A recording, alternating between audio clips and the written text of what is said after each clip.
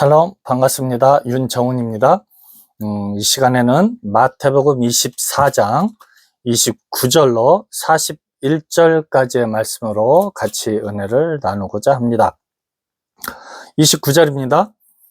그날 환난 후에 즉시 해가 어두워지며 달이 빛을 내지 아니하며 별들이 하늘에서 떨어지며 하늘의 권능들이 흔들리리라. 그렇죠. 이것은 예수님께서 십자가에 못 박혀 죽으실 때 그런 현상들을 표현하고 있는 것이죠. 하늘의 권능들이 흔들립니다. 왜 흔들리겠습니까? 이제 별들은 주로 예수님을 따라다니는, 예수님을 믿는 백성들을 많이 표현하고 있는 것이죠. 별로 표현하고 있습니다. 그 별들이 왜 흔들립니까? 예수님의 그 죽으심을 바라보고 그들의 신앙이 흔들리고 있다라는 것이죠. 30절입니다. 그때 인자의 징조가 하늘에서 보이겠고 그때 땅의 모든 족속들이 통곡하며 그들이 인자가 구름을 타고 능력과 큰 영광으로 오는 것을 보리라. 그렇죠. 땅의 모든 족속들이 누구입니까? 땅에 속한 정말 예수님께서 십자가에 못 박혔을 때 그 예수님의 메시아 되심을 믿고 따르는 자들이 통곡하는 것이죠. 예수님께서 십자가에 못 박히시는 것들을 봤을 때 정말 그 안타까운, 정말 그 예수님께서 십자가에 못 박혀 죽으셨을 때 한쪽 강도가 슬피 울며 자신의 어떤 죄인됨을 슬피 고백했던 것처럼 믿는 자들만이 예수님께서 죽으셨을 때 통곡할 수 있는 것이죠. 그들이 인자가 구름을 타고 능력과 큰 영광으로 오는 것을 보리라. 그렇죠? 인자가 누구입니까? 이제는 예수님께서 육체로 역사하시지 않으시고 이제는 육체를 벗으시고 죄인의 형상을 벗으시고 거룩한 영이신 성령으로 역사하실 것을 무엇으로 표현하고 있습니까? 구름을 타고 오신다라고 표현하고 있는 것이죠. 즉 육체로는 구름을 탈 수 없습니다. 이제는 영으로 역사하기 때문에 2000년 전에 성령의 역사하심을 무엇으로 표현한 것입니까? 구름을 타고 능력과 권세로서 오신다라고 영으로 역사하실 것을 이렇게 표현하고 있는 것이죠. 그래서 성령으로 이제는 오실 것을 우리에게 가르쳐주고 있는 것입니다. 저가 큰 나팔 소리와 함께 천사들을 보내리니 제가 그 택하신 자들을 하늘 이 끝에서 저 끝까지 사방에서 모으리라. 그렇죠? 하나님께서 이제 왕에 임재했을 때, 예수님께서 임재했을 때 왕으로 오실 것을 뭐로 표현합니까? 큰 나팔 소리와 함께 천사들을 보냅니다. 이 천사들은 누구를 가르칩니까? 먼저는 하나님의 역사하심, 성령 하나님의 역사하심을 표현하고 있고, 이제는 성령으로 충만한 택함을 받은 예수님의 제자들이 이제는 어떻게 됩니까? 전 세계로 퍼지게 되는 것이죠. 그래서 어떻게 합니까? 성령 하나님께서 이 제자들을 통해서 전 세계에서 하나님의 백성들을 이제 모으게 되겠다라는 것이죠. 언제요? 예수님께서 죽으시고 부활하셔서 성령으로 역사하실 그때 이 일들이 이루어진다라는 것들을 표현하고 있는 것이죠. 즉, 이 마태복음 24장의 말씀은 세상의 끝을 이야기하는 것이 아닙니다. 그래서 이 제자들은 예수님께 대해서 무엇을 질문하고 있습니까? 이 예루살렘의 그 벽들이, 성전들이 언제 무너지느냐라는 묻고 있는 것이죠. 그래서 예수님은 뭐라고 대답합니까? 너희들 그것을 잘못 알고 질문하고 있다.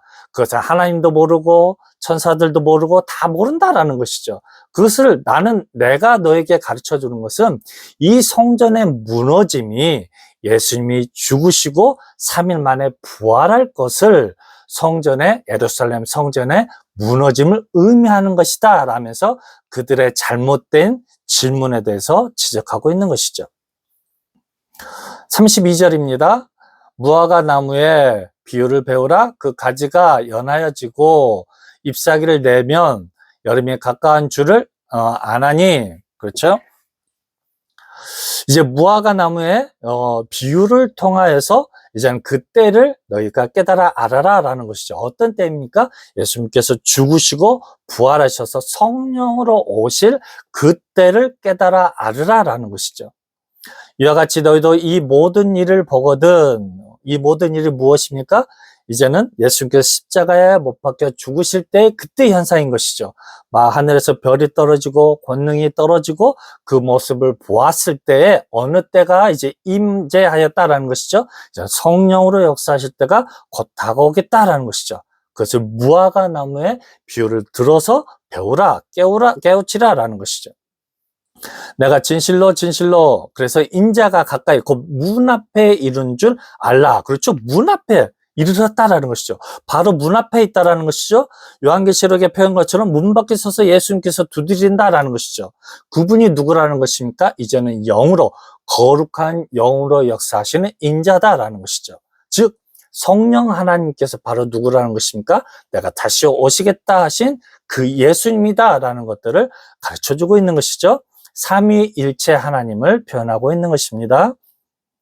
내가 진실로 너희에게 말하노니 이 세대가 지나기 전에 이 일이 다 이루리라. 그렇죠. 이 제자들이 그 30년 이 세대가 지나가기 전에 이 일들이 다 이루어진다라는 것이죠. 이 일들이 무엇입니까? 예수님께서 십자가에 고난을 당하시고 죽으시고 부활하셔서 이제 성령으로 오실 것들이 다 이루어진다라는 것이죠. 그래야만이 31절의 말씀이 이루어지기 때문인 것이죠. 그래서 디아스포라 모든 족속으로 예수님의 제자를 흩어지고 모든 각 족속과 민족과 그 이방에 하나님의 복음이 증거되는 것들을 우리가 알 수 있는 것이죠. 천지는 없어지겠으나 내 말은 없어지지 아니하리라. 그렇죠?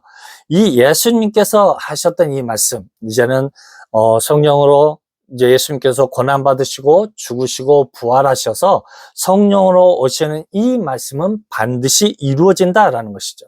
절대로 이루어진다라는 것이죠. 그러나 그날과 그때는 아무도 모르나니 그날과 그때가 무엇입니까? 이제 제자들이 질문했던 세상의 끝을 이야기하고 있는 것이죠. 이스라엘의 종말을 이야기하고 있는 것이죠. 하지만 예수님 무엇입니까? 그 질문은 아무도 모른다라는 것이죠. 알 수가 없다라는 것이죠. 하늘의 천사들도 아들도 모르고 오직 아버지만 아시느니라. 그렇죠? 실제적으로 예수님께서는, 이게 하나님께서는 모르는 게 있을까요? 없을까요? 없죠. 예수님께서 모르는 게 있습니까? 없습니까? 없죠. 하지만 왜 표현했을까요? 너희들은 잘못된 질문을 하였고 나는 세상의 종말을 이야기하는 것이 아니라 이제는 예수님께서 죽으시고 부활하셔서 성령으로 오실 것이 무엇이라는 것입니까? 예루살렘의 멸망을 이야기한다라는 것이죠. 예루살렘에서 행해졌던 그 종교의 의식이 이제는 의미가 없어진다라는 것이죠. 그 5대 제사의 이제는 그 효력이 없어진다라는 거죠. 왜요? 이제는 성령으로 오실 예수님께서 그 권능과 권세로 죄사함의 역사를 하시기 때문인 것이죠. 그래서 37절 노아의 때와 같이 인자의 임함도 그러하리라. 그렇죠? 노아의 때에 누구만이 예수님의 음성을 듣고 구원을 받습니까? 이제 그때 노아의 가족들만이 그 일들을 준비하고 하나님의 음성을 듣고 준비해서 구원을 받았던 것처럼요. 그래서 38절 홍수 전에 노아가 방주에 들어가던 날까지 사람들이 먹고 마시고 장가들고 시집가고 있으면서 홍수가 나서 저희를 다 멸하기까지 깨닫지 못하였으니 인자의 임함도 이와 같으리라. 그렇죠? 여러분 이 말씀 중요합니다. 저희를 다 멸하기까지 깨닫지 못했다라는 것이죠. 여러분 이 말씀 중요합니다. 그들은 죽기까지 깨닫지 못했습니다. 누구의 임재하심을요? 성령 하나님의 임재하심을 깨닫지 못했다라는 것이죠. 어느 시대와 똑같죠? 노아 시대와 똑같다라는 것이죠. 근데 여러분 우리 반드시 기억해야 할 것은 뭐냐면 노아가 하나님의 최후의 심판을 이야기했을 때 모든 백성들에게 이야기했지만은 그들은 노아의 말을 듣지 않았던 것이죠. 그래서 그들은 홍수가 쳐서 죽기 전까지 깨닫지 못했다라는 것이죠. 그래서 인자의 임함도 이와 같으니라라는 것이죠. 이 일들이 언제 이루어집니까? 바로 사도 세대, 이 세대, 너희가 이 마을을, 이 동네를 벗어나기 전에 그 일들이 다 이루시겠다라는 것이죠. 이 말씀은 진리의 말씀인 것이죠. 그래서 이 시대도 동일합니다. 성령으로 오신 예수님께서 우리 문 밖에 서서 문을 두드리고 계시는 것이죠. 임재해 계시는 것이죠. 그래서 요한계시록에서도 성령이 교회에게 말씀하시는 것들을 들을지어다 라고 간곡하게 외치고 있는 것이죠. 40절입니다. 그때 두 사람이 밭에 있음에 하나는 데려감을 당하고 하나는 버려둠을 당할 것이요. 그렇죠? 이건 무엇입니까? 두 사람이 밭에서 일을 하고 있죠. 이 일을 한다는 것은 무엇입니까? 열심히 신앙생활을 하고 있다는 것이죠. 동일하게 하나님을 부르고 있고 성령 하나님을 부르고 있고 다시 오실 예수님을 간절히 기다리면서 하늘을 보고 기도하지만은 무엇입니까? 예수님은 아직 부활해서 오지 않았어요. 왜요? 아직도 그들은 오지 않았다고 믿기 때문이죠. 그래서 여기에서 표현한 것처럼 동일하게 신앙생활을 합니다. 밭에서 일을 합니다. 장가가고 결혼하고 일을 한다고 표현하고 있는 것이죠. 하지만 그들은 홍수가 나서 죽기 전까지도 깨닫지 못한다라는 것이죠.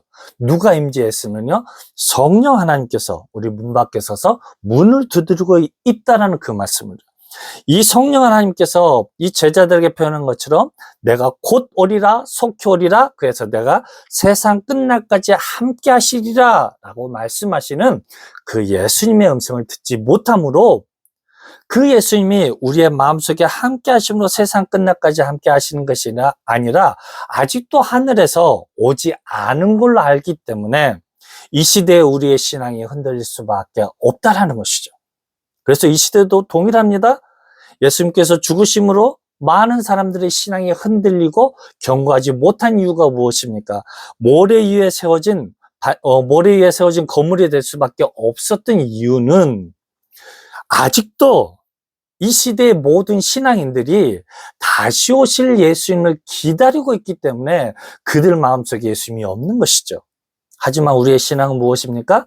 다시 오시겠다, 속히 오시겠다, 이제는 성령으로 세상 끝날까지 함께 하시겠다라는 그 성령 하나님께서 다시 오시겠다는 그 예수님인 것을 알 때 우리 마음속에 함께 하시는 이 성령 하나님이 누구라는 것입니까? 2000년 전에 사람의 형상을 입고 이 땅에 오신 그 예수님인 것을 우리는 알게 되고 깨닫게 되고, 그 주님을 우리 마음속에 영접함으로 이 주님과 함께 세상 끝날까지 함께 한다라는 것이죠. 그래서 41절 뭐라고 표현합니까? 두 여자가 매를 갈고 있으면 하나는 데려감을 당하고 하나는 버려둠을 당할 것이니라. 그렇죠. 하나는 버려둠을 당한다라는 거 무엇입니까? 그 성령 하나님을 마음속에 영접하지 못함으로 구원을 받지 못함으로 버려둠을 당하겠다라는 것이죠. 또 한 사람은 무엇입니까? 데려감을 당한다라는 거 무엇입니까? 예수님으로 말미암아서, 성령 하나님으로 말미암아서 이제는 죄사함의 권세가 누구에게 있습니까? 예수님이신 성령 하나님께 있기 때문에. 그렇죠? 구약에서는 성부 하나님께 우리가 제사제도를 통해서 죄사함을 받죠. 예수님 당시에는 예수님으로 말미암아서 우리가 죄사함을 받죠. 이 시대는요, 거룩한 영이신 성령 하나님으로 말미암아 우리가 죄사함을 받는 것이죠. 그래서 예수님께서도 그것을 뭐로 표현합니까? 모든 권세와 죄사함의 그런 권세와 권능을 성령 하나님께 의탁하였던 것이죠.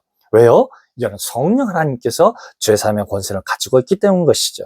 그래서 우리 마음속에 성령 하나님을 문 밖에서 두드리시는 성령 하나님을 우리 마음속에 영접했을 때 우리는 죄사함을 받아서 이제는 구원을 받아서 우리 주님께 데려감을 당하고 주님께 쓰임받는 하나님의 종이 될 것입니다. 이제는 우리가 이 마태복음 24장의 말씀을 정확히 깨달아 알아서 정말 예수님께서 정말 우리의 신앙이 약해지고 무너지기 쉬운 이때 정말 이제는 성령 하나님으로 내가 세상 끝날까지 함께 하시겠다는 그 주님의 음성을 들음으로 더욱더 견고한 신앙을 소유하는 저와 여러분이 되시기를 주님의 이름으로 부탁드립니다. 감사합니다.